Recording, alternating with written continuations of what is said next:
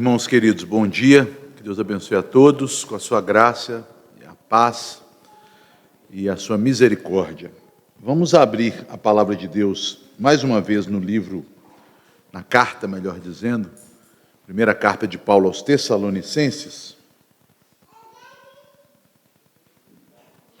Eu vou ler os dois primeiros versículos da carta, o capítulo 1, versículos 1 e 2, que trazem o prefácio e a saudação, mas nossa meditação será no capítulo 2, e nós vamos fazer a leitura à medida que eu for explicando os pontos. Vamos fazer assim para ficar mais dinâmico. Aí a igreja vai ler comigo cada ponto.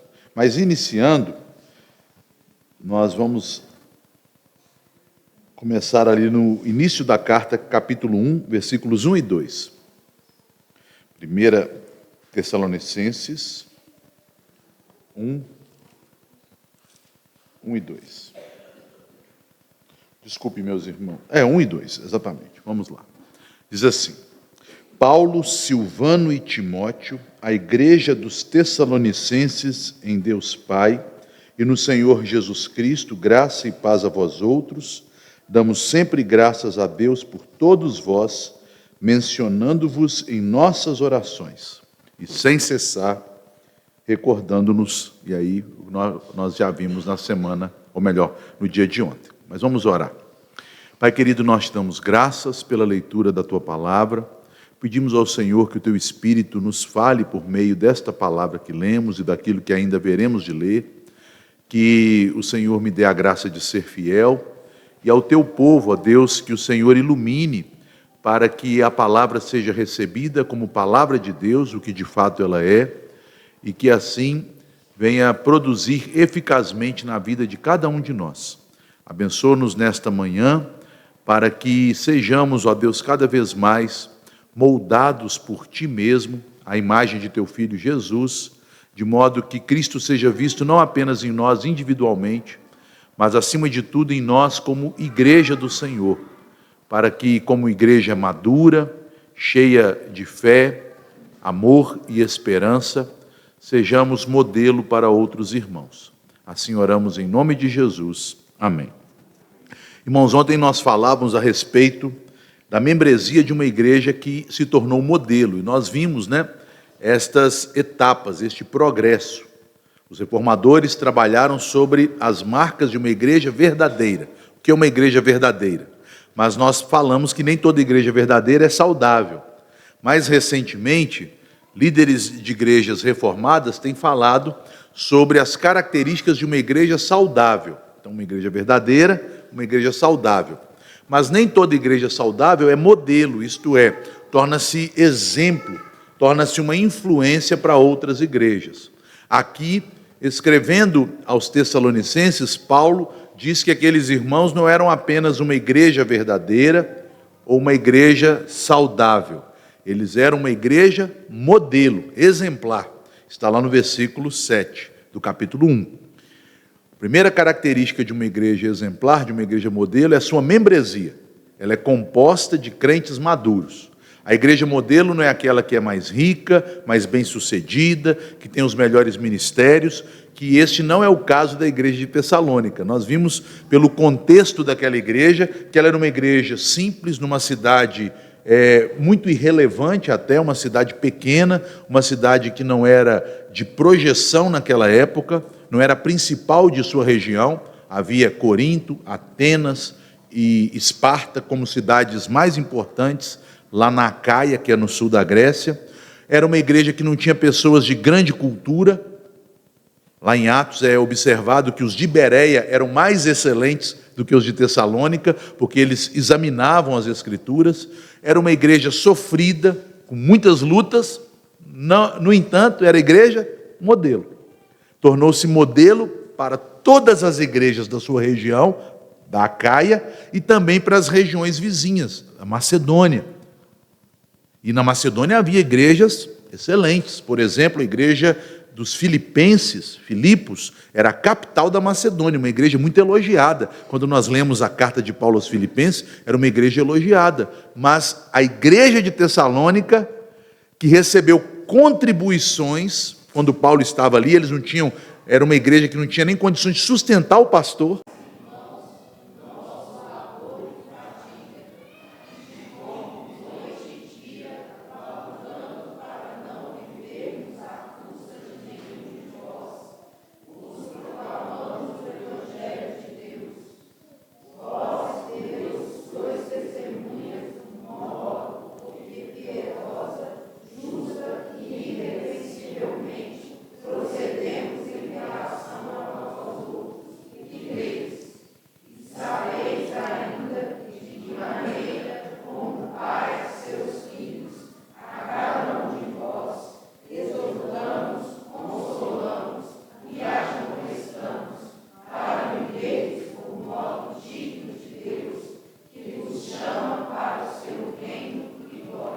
Agora ele usa outra figura, perceberam? Para equilibrar.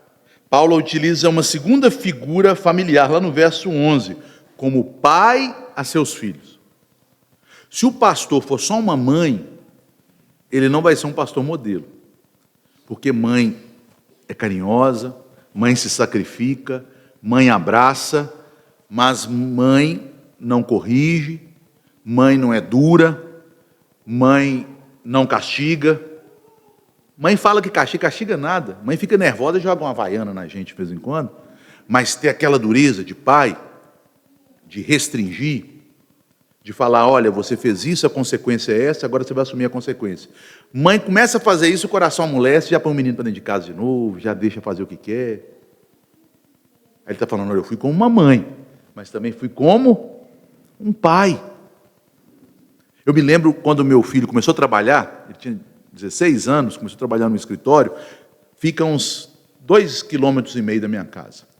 E aí ele ia a pé, no sol de Montes Claros, né? Aquele sol que te queima, você sente a pele ardendo. Aí minha esposa, leva ele de carro. Não, mas você pode levar, você está com o carro aí. Não, mas ele precisa andar a pé no sol, para ele aprender a virar homem. Ele precisa trabalhar e ir a pé. Mas é perigoso. Ele precisa enfrentar perigo. A mãe quer sempre proteger, não é? A mãe quer prender o filho, o pai quer empurrar o filho. Porque o filho precisa das duas coisas, ele precisa do carinho da mãe, mas ele também precisa do estímulo do pai. Vai, se vira, aprende. A mãe fala, não, ele não pode nadar, ele tem alergia. O pai, vai nadar. Nada, aprende a nadar, porque um dia você vai precisar. Um dia você vai precisar de cuidar dos seus filhos, eu não vou estar aqui. Sua mãe não vai estar aqui. Então, quem vai cuidar de você? Você tem que aprender a se cuidar para cuidar de outros. Um dia Paulo vai faltar. Se ele ficasse ali só acariciando aqueles crentes, eles iam amadurecer? Não iam. Então ele está dizendo aqui que como liderança, ele não foi apenas uma mãe para eles, mas também ele foi um pai firme, que deu a eles direção. Um líder precisa demonstrar este equilíbrio em sua atividade pastoral. Ele precisa ser carinhoso como uma mãe em algumas situações, mas também deve ser firme como um pai em outras. O ministério paternal de Paulo é marcado por 3 características também. Primeira coisa que um pai deve fazer. O pai geralmente é aquele, numa família bíblica, que fica menos com os filhos, não é assim? Infelizmente o mundo tem tirado cada vez mais as mães de perto de seus filhos. Mas, geralmente, a mãe é aquela que está mais próxima, por isso tanto apego. O pai é aquele que está mais distante, mas ele passa a ser uma referência de segurança, um exemplo. Paulo diz que vocês são testemunhas do modo como eu agi de forma piedosa, justa e irrepreensível. Você é um pai, um modelo. Como pai, eu fui um modelo para vocês. Fui um homem piedoso. O que quer dizer piedade? Um homem que teme a Deus. Justo, o que quer dizer ser justo? Um homem que cumpre os seus deveres. Irrepreensível, o que quer dizer irrepreensível? É perfeito? Não. Irrepreensível é uma pessoa madura, que não pode ser acusada. Ninguém podia me acusar disso ou daquilo.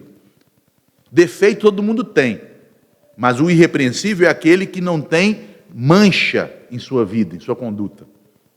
Defeito ele tinha, Paulo tinha, nós temos, mas ele falou, não tem mancha. Irrepreensível é isso, uma pessoa sem mancha.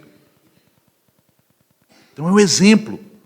Alguém que eles podiam olhar, observar e ver ali um exemplo. E é como é bom, né, ter exemplos masculinos. Isso falta muito hoje nas famílias. E as mulheres ficam sobrecarregadas.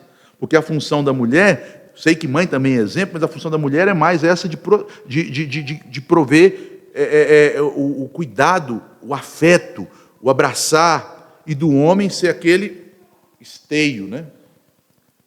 Aquela segurança dentro da casa. Paulo diz que proveu isso para eles, sendo um exemplo. Uma autoridade do líder nasce do exemplo. Em segundo lugar, como pai, o encorajamento. Veja o verso 11. O que ele fazia como pai? Exortando, consolando e admoestando. Chamava para conversar. Um homem tem que fazer isso. O pai, como pastor, vem cá, meu filho, você está fazendo isso aqui vai dar errado. Ó, você está nesse relacionamento aqui, você vai dar problema. Você não gosta de ouvir, né? Mas o pai fala, ó, isso aqui não é bom. Consolava. Não, você está triste, está desanimado? Levanta a cabeça, você vai conseguir. Não é assim, não desiste, não. Eu já falava isso com meu filho, minha esposa fala, o trabalho lá está muito ruim, está pagando mal, ele tem que sair. Não, tem que aprender a ganhar mal também. Faz parte da vida, engolir sapo. Se tudo que tiver difícil ele sair, coitado dele. Aguenta, engole um sapinho também, bom para você, criar um estômago mais resistente. Fica lá, Deus vai abrir as portas na hora certa. A gente precisa ser humilhado antes de ser exaltado. Fica, consolando, persevera. E puxando a orelha, admoestando. Você está errado, não faça isso. Paulo fazia isso como um pai. Ele não apenas era um exemplo, mas ele encorajava os crentes. E por fim, formação espiritual, para vivermos de modo digno de Deus. Ele está preocupado não com o bem-estar. A mãe preocupa-se muito com o bem-estar. Já comeu? Pegou sua blusa? O que o pai preocupa? Com a formação. Com a formação. Você está cumprindo com seus deveres? Está fazendo as coisas direito? Não é assim que os pais geralmente se preocupam? A mãe preocupa mais com o bem-estar. O pai preocupa com os deveres, com os compromissos, com a formação do caráter. Paulo fazia as duas coisas. Esta é a função de um líder. O objetivo não é produzir admiradores do líder, mas discípulos de Cristo. As mães geralmente são mais admiradas pelos seus filhos também, não é? Vocês já viram o pessoal, se falar assim na igreja, esse ano a gente não vai comemorar o Dia dos Pais, vai ter crise para o ministério do pastor? E se ele fala, não vai ter comemoração nenhuma do Dia das Mães? Já pode procurar campo. Porque mãe é admirada, porque o trabalho de mãe é um trabalho mais facilmente reconhecido, porque não entra na zona de embate. A mãe é admirada. O pai é admirado? Só depois que o filho fica grande, aí ele admira o pai. Geralmente quando o pai morre. Papai era um homem bom, ele sacrificava, ele trabalhava. O pai só é de alguma forma um bom pai, só é homenageado pós-morte. Ou quando está muito velho, né? 100 e tantos anos, aí faz um aniversário para ele, ou pós-morte. Então, um pastor, ele não tem que preocupar com a admiração do povo, ele tem que fazer o que é certo para o povo, o que é bom para o povo, o que é justo para o povo, não o que o povo quer. Muitas vezes, o que o filho precisa é de correção, conselho, direção, proibição. Vocês não vão fazer isso não vai acontecer na igreja. Ai, chora, mamãe, cadê a mãe? Não é assim, o pai proíbe, mamãe vai deixar. Então, isso pode não causar admiração por parte do filho, porém é essencial para o seu desenvolvimento em maturidade. Quando eu deixei de levar meu filho no trabalho no sol escaldante, ele pode ter gostado muito, né?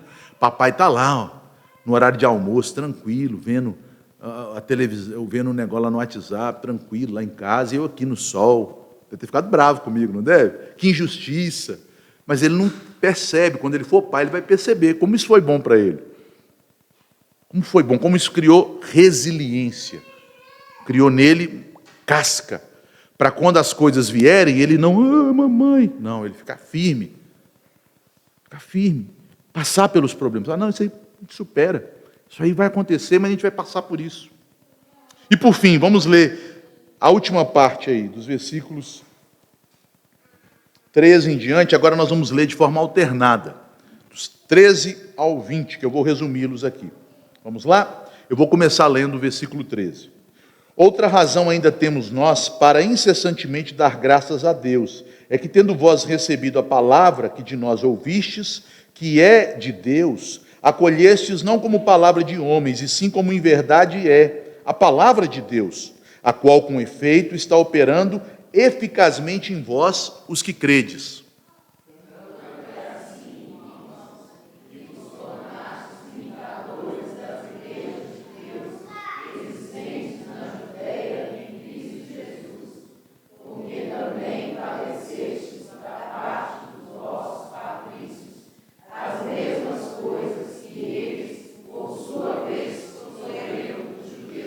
Os quais não somente mataram o Senhor Jesus e os profetas, como também nos perseguiram e não agradam a Deus e são adversários de todos os homens.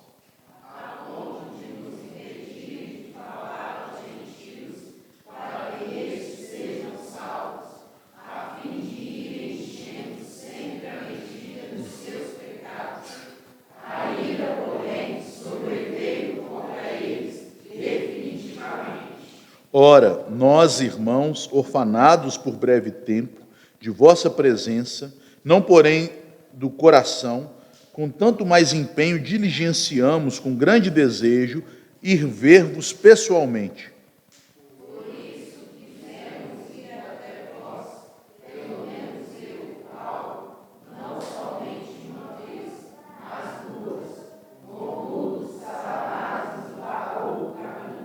Pois quem é a nossa esperança, ou alegria, ou coroa, em que exultamos na presença do nosso Senhor Jesus em sua vinda? Não sois vós? Sim, vós sois realmente a nossa glória e a nossa alegria. Então aqui a última característica, nós vimos o caráter do líder, vimos a maneira como o líder trabalhou naquela igreja, como uma mãe, como um pai, e aqui o propósito do líder para aquela igreja. A liderança de uma igreja modelo é marcada por uma visão da eternidade para os crentes. Veja, Paulo, ao tratá-los com a maneira como tratou, sendo carinhoso quando eles estavam sofrendo, mas também sendo como um pai que os consolava, os admoestava, lhes dava exemplo, lhes corrigia quando eles fraquejavam, ele formou líderes semelhantes a ele. Ele disse, olha, nós fomos perseguidos, os irmãos lá da Judéia foram perseguidos, nós perseveramos e eles também. Vocês têm imitado a mesma coisa, vocês têm ouvido a palavra, têm recebido como palavra de Deus, e ela de fato é palavra de Deus, ela tem frutificado em vocês, vocês se tornaram filhos maduros na fé, e agora, quando são perseguidos, vocês não desfalecem. Quantos crentes imaturos, né? Eu não vou naquela igreja, não, eu tive um probleminha de relacionamento. Aqueles irmãos estavam sendo perseguidos. Mas por quê? A liderança foi usada por Deus, o Espírito agiu pela palavra, e aquele povo amadureceu. Amadureceu. Passaram por lutas, e ao invés de recuarem, se tornaram uma igreja modelo.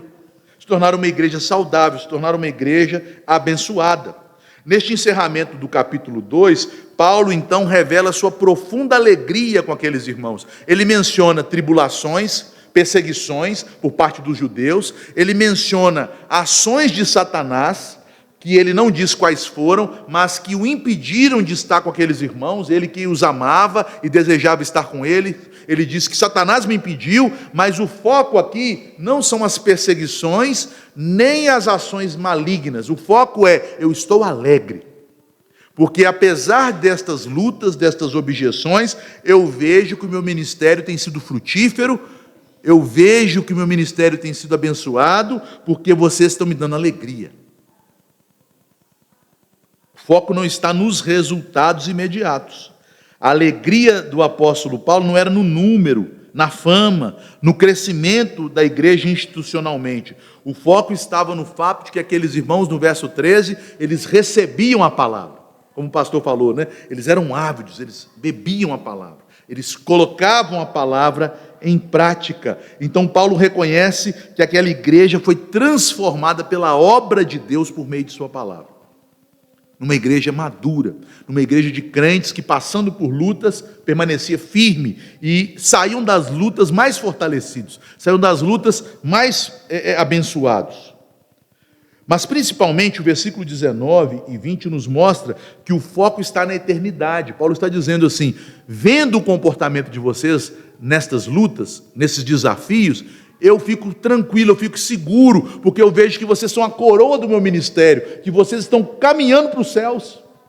Irmãos, como é ruim para um pastor ver uma igreja imatura e perceber, será que esses irmãos vão ficar firmes? Será que eles vão continuar na igreja ou eles vão desviar? Será que qualquer probleminha vai fazer essas pessoas nunca mais pisarem na igreja? Então Paulo tinha essa confiança, igual um pai e uma mãe que criam seu filho e fala assim, como pai, como mãe, nós nos preocupamos, né? Filho, ele cresce, mas continua sendo alvo de nossos anseios, preocupações e pensamentos em favor dele, em nossas orações. Mas quando a gente vê, não, meu filho é um homem maduro, uma mulher madura, é uma pessoa equilibrada, isso não traz contentamento? É isso que Paulo está vendo na igreja. Está vendo isso na igreja? Vocês são a minha coroa, vocês são a minha glória, vocês são a minha honra. Quem é a nossa esperança? Quem é a nossa alegria? Quem é a nossa coroa? Quem é a nossa exultação? Nós sabemos que Cristo é tudo isso para nós, mas agora ele vê Cristo naquela igreja. Vocês têm demonstrado que são verdadeiros pequenos cristos, verdadeiros cristãos. Isto me alegra. Os próprios crentes são a coroa do apóstolo, porque o verdadeiro líder, ele não mede seu sucesso pela grandeza numérica de uma congregação, mas pela perseverança espiritual daquele povo. Meus irmãos, eu creio que o reverendo Carlos deve ter o mesmo sentimento, todo pastor tem. Lucas, se perguntar para o pai dele, vai falar que ele também sente isso. Quando a gente está lá na frente do púlpito, a gente fica olhando para o povo, vendo quem faltou. A gente às vezes não percebe quem está lá. Quem está feliz que está lá. Mas a gente fica, irmão, fulano, terceira semana que não vem, será que aconteceu alguma coisa? Aí na segunda, às vezes perguntam, irmão, está acontecendo alguma coisa? Ah, enrola. Tem alguns que a gente já sabe que não veio, que a gente até imagina, não aconteceu nada, que é fraco na fé. É triste a gente ver membros assim, não é? Que a gente vê que a pessoa leva as coisas de forma displicente, de forma sem compromisso com o Senhor, sem compromisso com o culto, sem compromisso com a vida cristã. Mas Paulo observava aqueles irmãos que estavam sendo perseguidos, que estavam enfrentando batalha espiritual, e vê aquelas pessoas com uma fé operosa, com amor sacrificial, abnegado, com uma esperança firme. Ele fala, vocês são a minha coroa.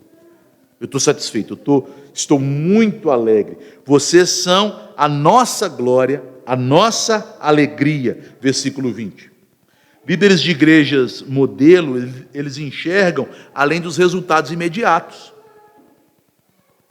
Geralmente, quando eu recebo membros na igreja, eu recebo uma preocupação, porque eu fico pensando, será que essa pessoa vai firmar mesmo? Será que essa família vai firmar? Olha, na classe de catecúmeno eles já faltaram. Deus abençoe que eles firmem. E aí, quando firma, a gente fica satisfeito, né? Pois não, meu irmão? Pode, fiquem à vontade, meus irmãos. Qualquer irmão que quiser participar.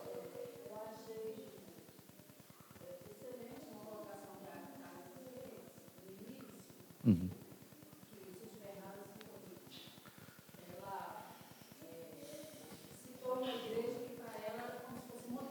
Uhum. O modelo bíblico é outra coisa, né?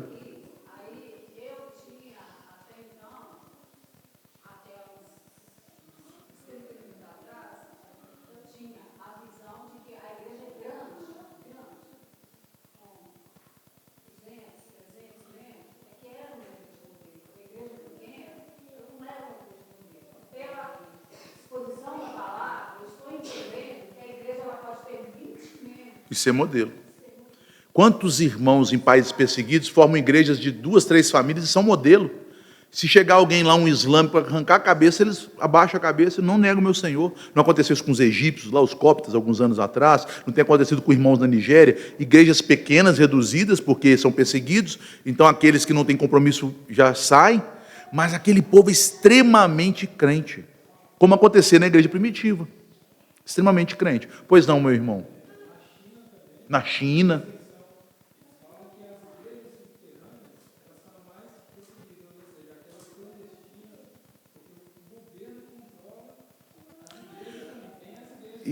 Sim. Da China a gente tem notícia. Agora imagina na Coreia do Norte, que a gente não tem nem notícia de como são os crentes lá.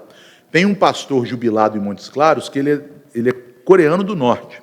A capital da Coreia do Norte foi onde começou o avivamento na Coreia. E aí os comunistas, vê como que Satanás age, os comunistas começaram a vir da China, influenciar a Coreia, eles tomaram aquela parte norte, inclusive o local onde começou o avivamento.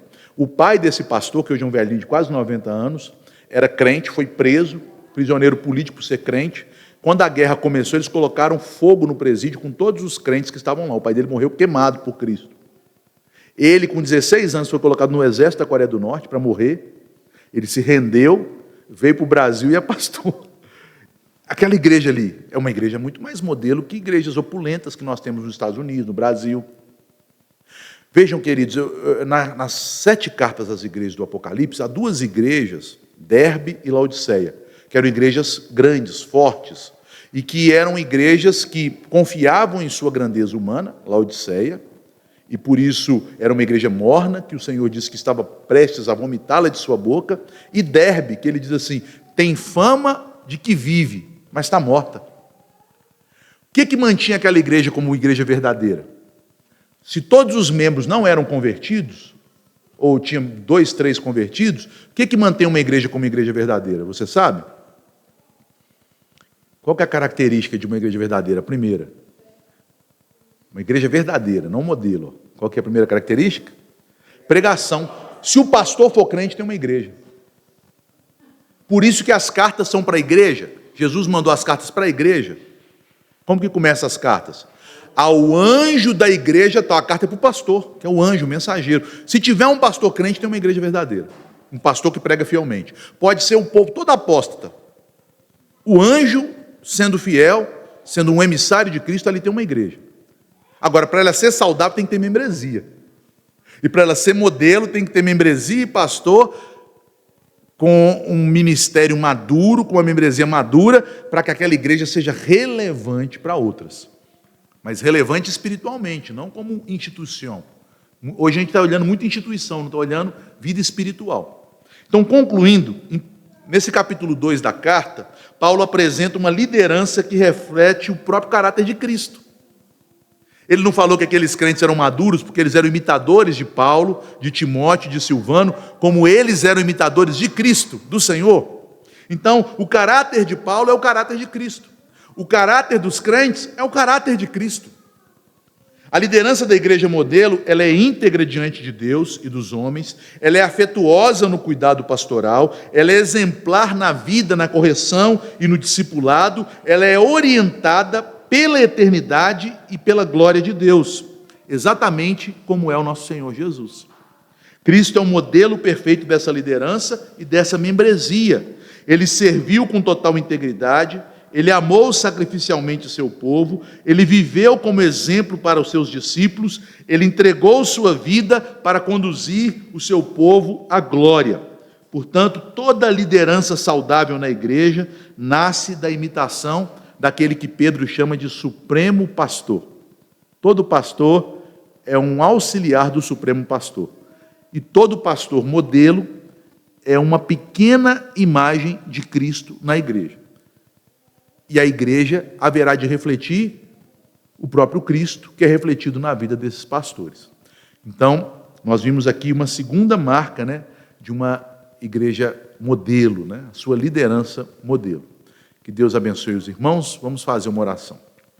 Pai querido, nós te damos graças, porque o Senhor tem dado à tua igreja homens piedosos, homens crentes, tementes ao Senhor, para serem instrumentos e canais da tua graça para o teu povo.